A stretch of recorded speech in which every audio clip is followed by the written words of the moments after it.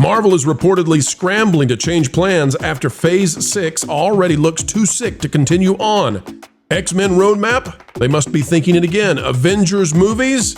Might not be so moving to audiences, but folks, we've got one of the biggest scoops ever, along with cosmic book news. And that is, James Gunn and the Russo brothers may be planning a Marvel versus DC movie to try to save the superhero genre.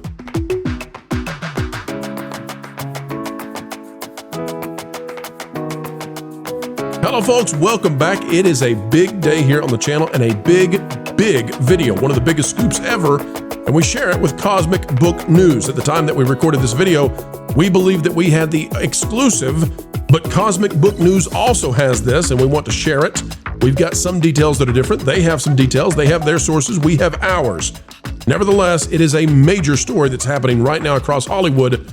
Superheroes in major freefall.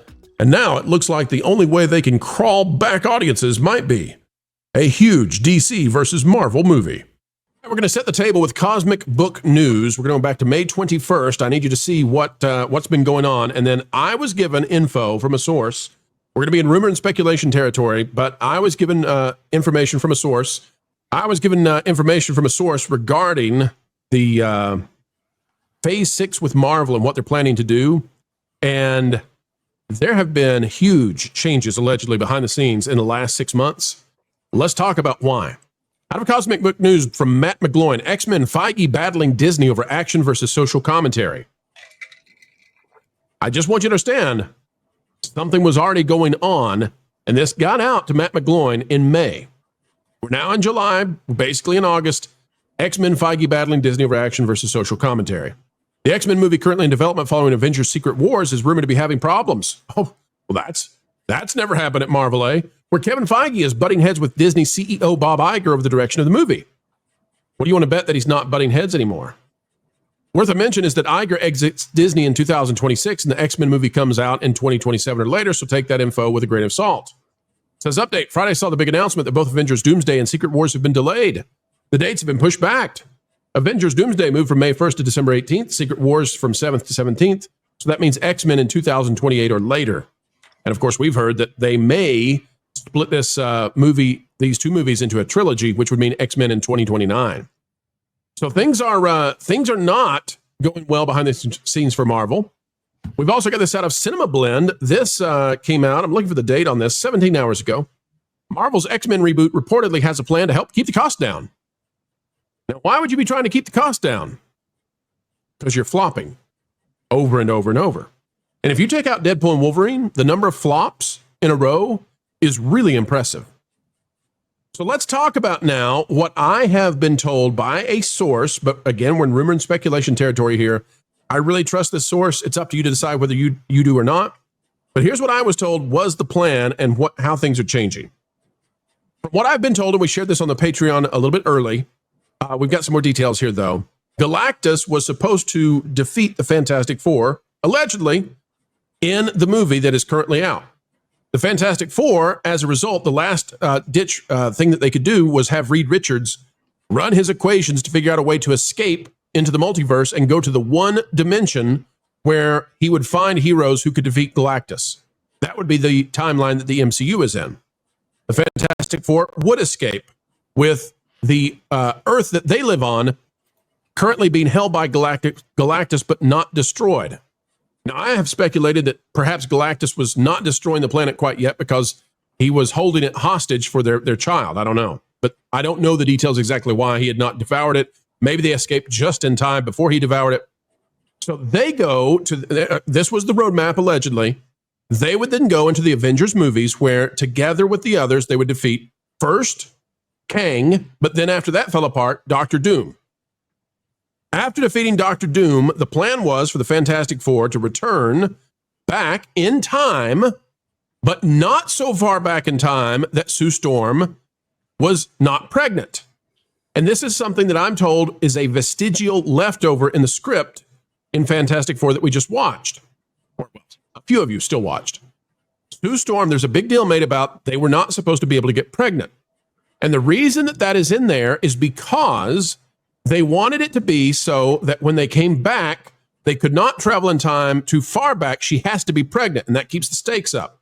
So they can't go back far enough to like block Galactus. He has to be en route to Earth. So the plan was they would go back to their timeline, allegedly, and they go back just far enough that they can stop Galactus, but Sue Storm is still pregnant. The effects of them coming back in time, doing time travel and the multiversal leap, would cause radiation that then mutates the DNA accidentally of lots of people on Earth, further stressing Reed Richards for what he's done. But here's the interesting thing. What I'm being told is that they had planned to bring Hugh Jackman with them for whatever reason as Wolverine, and that Wolverine from Fox would be training up the new X-Men. Now, all of that is in doubt because the latest that we have just been told, Jonas, is that behind the scenes, they don't know what they're doing anymore. Mm-hmm. They legitimately don't know what they're doing, and that they are rewriting the X-Men movie, and that they don't even know how they're going to finish the Avengers yet. This is amazing to me, is that what I'm hearing right now from our sources, folks, go check the track record, see what you think about it. I'm hearing they don't have a plan yet. That's why they're rewriting the first Avengers and what could be a trilogy, but might be cut down to 2. They're rewriting it as we speak and bringing in Michael Waldron to write it because they don't have a plan. The plan is gone. All right, I could go on, but Michelle, I see you following along. What are your thoughts on this? First of all, what do you think about the original roadmap, and does that make sense based on how the movie ended? And then, what should they do, Michelle? I don't know about what they shouldn't do. That was definitely an interesting thing, I guess, that they were considering. I think that one of the problems with Marvel, I think it worked for the longest time, as long as they did have people like James Gunn over there, who very much was a part of helping them plan things out. It's what has been reported by Midnight's Edge. I think a big problem here is because everything has to be connected always, it just kind of screws up like them getting movies going. At this point, I think I know they're wanting to stay with Hugh Jackman, and I get it. He's great. But you saw right in that movie what people would hoop and holler over, and that was Henry Cavill playing Wolverine. Why not let him be Wolverine for the next 20 years?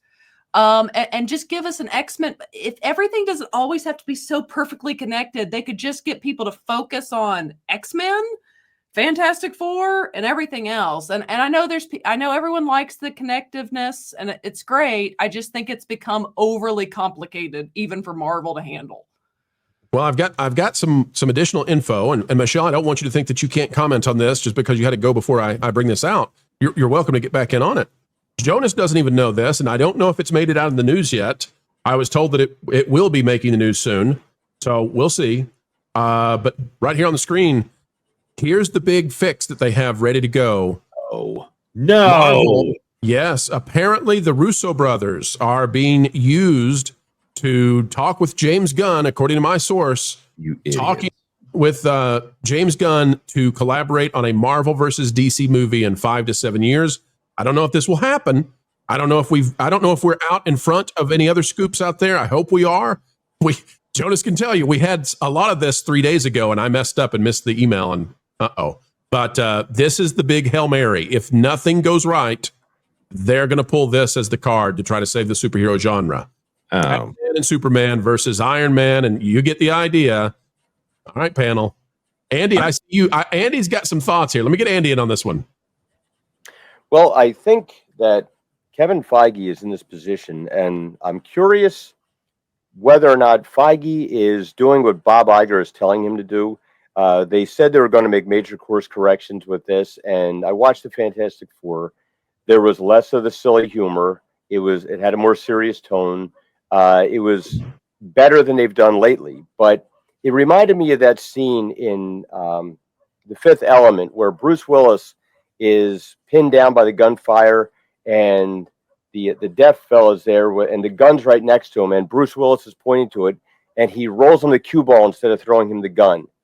And it's like, you missed the thing that was actually broken, and they left a lot of that stuff in there. We've got depowered Galactus and overpowered Sue Storm.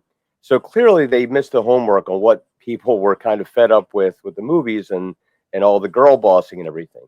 So there's an issue in the comic books where like all the Avengers are attacking Galactus, and he doesn't even notice because he doesn't even feel it, including Thor with the hammer and everything. It's like, and Galactus is so uber powerful that it doesn't. But in this movie, Andy, he gets sumo wrestled by a migraine. Yes, and Human Torch, a little like, a little flashy fit in the eyes and stuff, and but I'm wondering, is Iger the one telling Feige, you have to stick this course, you have to do this? I don't know if Feige is. I believe Feige is way out of his depth. That he was in such a rush for power that he pushed people out of the way that were more talented, that knew how to do a story. He's a manager. He's not a creative, and this is the big problem that they've wrapped themselves into, because they still have all this baggage to do this with. This thing with Marvel versus DC is predicated a lot on if there's any success left in Marvel, and whether or not James Gunn's universe actually catches on and picks up steam. In order to now, you would have a lot of people tuning into it, but you need a Batman to be introduced, you need a Wonder Woman to be introduced, more of the Green Lantern squads, and then Flash, everything. So you're going to have to. It's sort of like what Marvel did when they rushed into Civil War, because that wasn't the original plan. That was supposed to be a different movie, but Feige was panicking because he saw like the Justice League coming out, and Batman versus Superman. We have to have this internal conflict thing, and from what they say, that was kind of why that was rushed in there. I don't think that they have the talent to pull this stuff off. They're going to need a complete reboot of all this stuff, where you have basically the world is reset, and then you're going to have have to have been mutants for generations, because mutants are born with their powers.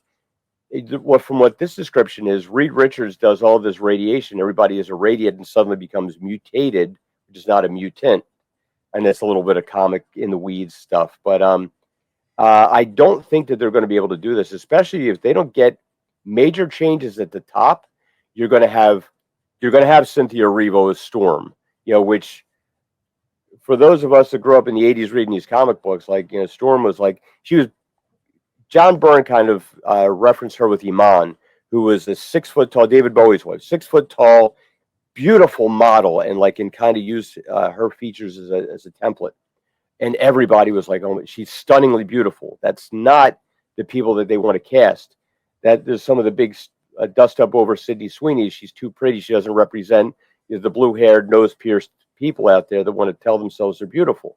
And if they keep this kind of casting, you're going to have a serious, serious problem. Because look, you guys were just discussing before I came on here with Pedro. That's their ideal of masculinity. Nobody else's idea of masculinity, but it's their idea of masculinity. Well, Andy, first of all, I want to say you've got the best microphone I've ever seen. That is one cool mic.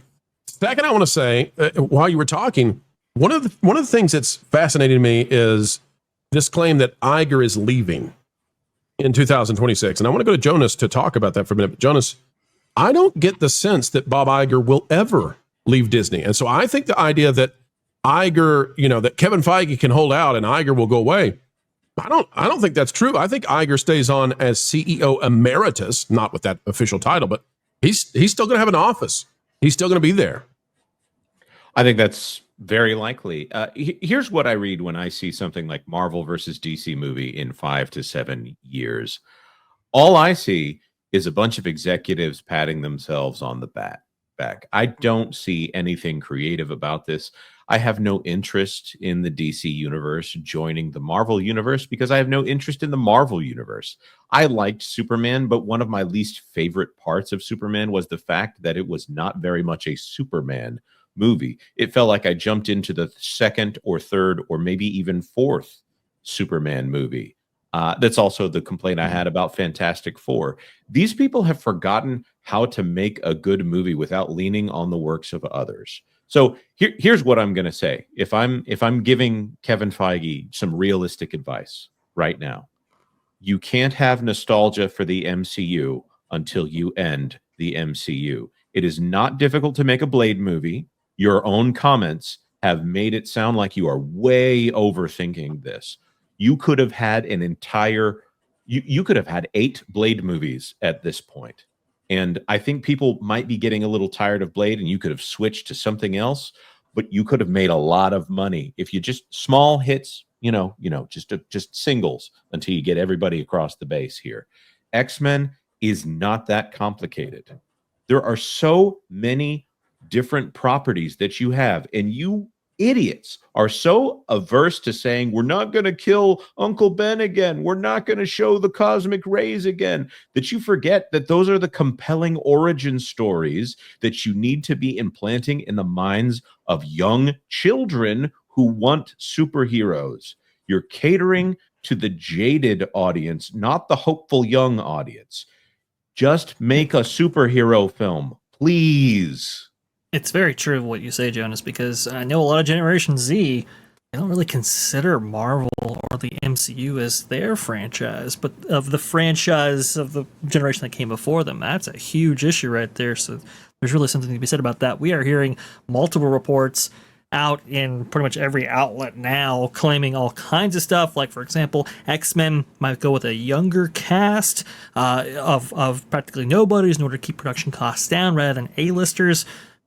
Maybe that explains some of the casting decisions for Doomsday. I don't know. But when it comes to Doomsday as well, we're hearing that maybe they haven't secured Robert Downey Jr. for Secret Wars. And you would think, okay, if this is supposed to be a 2-movie saga and one of your big characters might not be retained from one movie to the next, how does that change the story? And if that negotiation is still taking place, it's like, well, what happens there? So there's a lot of disparate reports out there claiming all kinds of stuff right now, but I think it is a reflection of this kind of scramble in which Marvel themselves don't know what they're going to be doing here. The story has changed so much. Obviously, it's gotten far more complex, and if you have to strategize now with another studio, goodness gracious, this thing is about to get really, really big, really, really fast. And I don't know if Marvel or even DC for that matter can handle it. Can I point something out? Let's get Michelle in. I was just going to say, can I throw something out that I think shows that they don't know what they're doing? My mind has been blown. I've been saying this everywhere I go. I realized that the gentleman, I forget his name, that played Reed Richards in that first 2005 movie. Whatever they said, his name. He is, I looked. Do you guys realize that he is 1 year older than Pedro Pascal and this movie's coming out 20 years later? That is amazing. That's a trivia thing that we should remember. And that's not trivial for Marvel. Well said, but good job, Michelle. Now I have to throw one more wrench in this real quick. Warner Brothers, the studio right now, is setting themselves up. I don't know who could do this, but they're setting themselves up to get bought. And I'm not sure that whoever buys them is going to want to play ball with Disney. Maybe. Let's go to Nat, though. Nat, this is all because of the flops. They're trying to cut budgets. They're trying to find new ways to bring in new money and get back to where they were. But they're not willing to say, the stuff that we changed after phase 3 is why we're failing, and we're going to stop doing that. So why won't they just let go of what clearly doesn't work? I just think they're too scared, because to build up nostalgia and to build up a new renowned interest in whatever you're doing, you have to let some time pass and maybe find other ways to generate other types of content, maybe. Or with the DC versus Marvel potential thing coming up, they could use it to improve each other, not as in making a movie together, but using each other's, actually go one studio versus the other one and try to produce the best content out there, make it like a Pepsi versus Coca-Cola type of war that they were trying to do at some point, but they, I guess, forgot about it. And now both, I think, are scrambling, and there's a fatigue, the superhero fatigue everybody keeps talking about. I believe it is true, because I used to be very into the franchises, both from DC and Marvel, and the first X-Men were the ones that kind of got me into it when I was younger, and now I just don't understand it, so I stopped watching it altogether, because it just became way too complicated. It's like 5-6 years ago. And what's amazing is, speaking of 5-6 years ago, 5-6 years ago, 7 years ago, if we had heard this rumor, our minds would have been blown. We'd have been like, no freaking way, right? But now this is what Marvel's got to do. And I think this speaks to just how weak now the purchase of Fox must have been that's not good enough. That's not good enough. And let me throw this out as a hypothesis. Ron, tell me what you think about this. What if this is Kevin Feige trying to find a new way to work with James Gunn again, because James Gunn knows how to put the fun back in superheroes? I mean, that would completely make sense to me. This whole story, I've been thinking that, like, I feel like for DC's, the Superman movie to me was a little bit weird because they jumped in, like Jonas said, it felt like the third or fourth or fifth movie in a saga that you haven't seen the other movies first. And I think that's literally what they were going for too. They wanted you to feel like you jumped into the middle of a already going universe. The problem is with that is, as a moviegoer, you're like, okay, so what are the other stories? What did I miss? And it leaves you kind of with a little bit of an emptiness when you leave the theater of what did I miss? I've been thinking the whole time, this is in my mind, of the never-ending story. Because if you remember how the first movie, obviously the second movie didn't do well, but the first never-ending story, like the whole universe crushes in on itself, right? And then there's this darkness and this point of light, and the Queen comes on, and you know that the story ensues from there. But I think until the MCU as we've seen it so far is completely destroyed, they can't bring anything back. They need to start over. There needs to be something that happens where they completely start over. And I think it might be a great idea if when they do start over, they start over with just one of the X-Men, and don't even make it a team yet. Just explain how now we have a brand new universe and superheroes started to happen because there's a mutation. Focus on one X-Men, make it a small movie. And I think this is the biggest problem.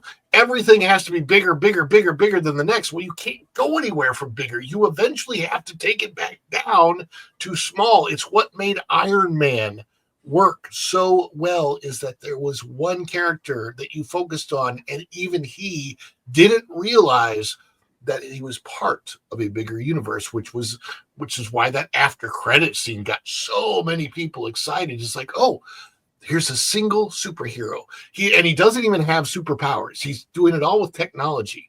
And people got really, really excited when they saw Nick Fury come in, and oh my gosh, what's going on? That was lightning in a bottle, very difficult to recreate. And by making everything too big, they've lost the audience. That's why there's superhero fatigue, is because there's nowhere to really go with any of these stories anymore. And they have to get somebody very creative in there. And you see what's going on. What do we do? Oh, DC versus Marvel. Well, that's not creativity. That's desperation. All right, panel, any other thoughts before we wind this one down? Well, I think Gunn made his film very fast-paced and frenetic to appeal to the younger generation, with their attention spans being about 3 seconds long. Everything moves so fast that, like, they don't have a chance to, like, and like what Ron and Michelle were saying earlier with the interconnectedness, it doesn't have to be incestuously interconnected. It could just be moderately interconnected. Like, you could make references to other heroes. They decided they had to go bigger after Thanos. They should have went smaller. They should have went back into smaller things, and then you could have introduced a whole bunch of other characters. But they had this desperation where they have to go and make another big, all-ending threat. Like, Marvel in the old days was smart. They would do these crossovers and then drop it and then go back to their individual stories. And every 5 years or so, do something like that. That's what should happen, but it won't. I agree. That's why you ended up having the drone ship with the droid army, and then the getting into the palace at Naboo. I'm sorry, I'm making fun of George Lucas, poor guy. No, you should make fun of the rise of Palpatine, right? Because that's what happened in Star Wars. It got to the only way they could finish that out was every ship in the entire galaxy there all at once versus 1,000 clones of the Emperor. Is like, okay, this is just silly now. And all the who Jedi. knows? That might. I forgot about that. Yes, and all the Jedi through Rey, of course. But that's what it's turning into with Marvel. If this is what they do with DC, I don't know, folks. We'll keep an eye on it. It's still a long way away, and what we're being told is that it's a discussion being had between the Russo brothers and James Gunn. Now, that's the specificity that I don't think anybody else has yet. Maybe they do. We've been told this is going to get out there pretty quick. but the Russo brothers talking with James Gunn, we'll see. All right, Jonas, we've got. Go ahead. Do you mind? I actually do want to say I don't really see James Gunn wanting to do that.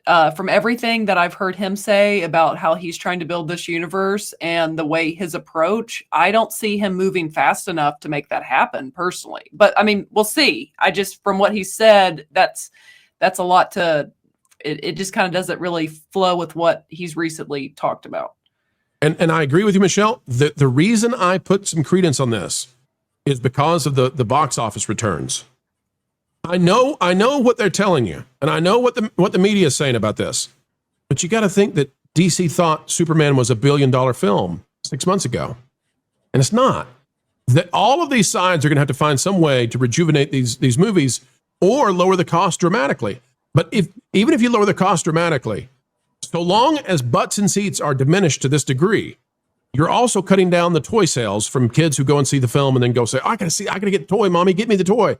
That's being reduced by having so many of those seats still left vacant at theaters. Changer of voice for $2. No talented directors want to join the dumpster. Listen, Vash has got some confirmation out here, as much as you can confirm these kind of things. Let me get this up on the screen. Let's see, Vash, we got a lot of behind the stage stuff. Here we go. From Cosmic Book News, says DC versus Marvel movie talks. Insider says Gunn and Russos are involved. At Comic-Con, a Hollywood insider told me there are active discussions happening about a DC and Marvel movie, and that both James Gunn and the Russo brothers are on. Oh, well, that's farther than what I knew. Okay, so way more than what I was told. The idea that James Gunn and the Russo brothers are on board now. Gosh, I don't know how you would know that fully. I had heard that the Russo brothers were sort of like envoys to start discussions. The source pointed out the recent Deadpool Batman comic crossover announcement as a sign that intercompany collaboration is closer than anyone thinks. Recently at Comic-Con, DC and Marvel unveiled a variant cover that shows Deadpool with the Infinity Gauntlet featuring both DC and Marvel characters. Okay, so this is a little bit different than what I'm hearing. My source is telling me that we're not quite this far. Cosmic Book News. And Matt McGloin over at Cosmic Book News is phenomenal. So we're not going to push back at all. But, you know, maybe my source has some older stuff. No shade at the source. But Cosmic Book News reporting that these talks are happening and that James Gunn and the Russo brothers are on board. I don't know why the Russo brothers... That would seem to me to indicate that they're involved in like the directing of it or something, because otherwise, why would they be involved if, you know... Anyway, what it comes down to is Bob Iger, Kevin Feige, Josh D'Amaro, Esposito. Are they on board? I don't know. Well, the executives have no reason to say no to it. They probably have stock-based incentives to make this thing happen, and the best place that this would play is on Wall Street, and that's why it's a bad idea. Can you imagine how the investors would respond? Good Lord. Yeah. And yet again, folks, we have come to the end. But what a video it has been, and we hope you agree. Folks, if you had a good time with us, consider clicking that like button, share, subscribe, click it, stick it to the algorithms. It is the notification bell, and drop a comment right on down below. We care about your thoughts. Folks, we also want to invite you to partake in thatparkplace.com. Of course, www. You get the idea. Thatparkplace.com. It is the website telling the truth, and it is a rising star across the web for pop culture news coverage and analysis. Go over there and bookmark it today. Folks, we're bookmarking you as a great guest that we appreciate.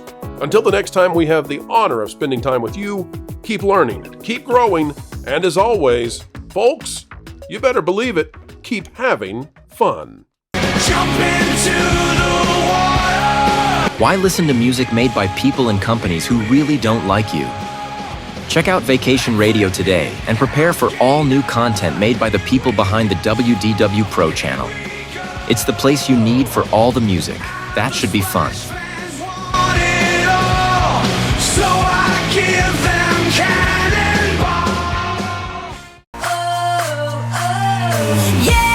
Hundreds of songs, every genre you can imagine. Listen live on YouTube and enjoy a set list that's always sunny. It's Vacation Radio.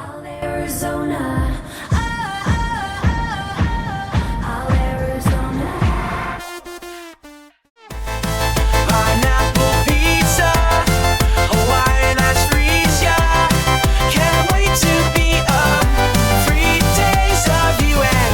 What are you waiting for? Every WDW Pro video has a link to Vacation Radio in the video description. Try it out and subscribe today.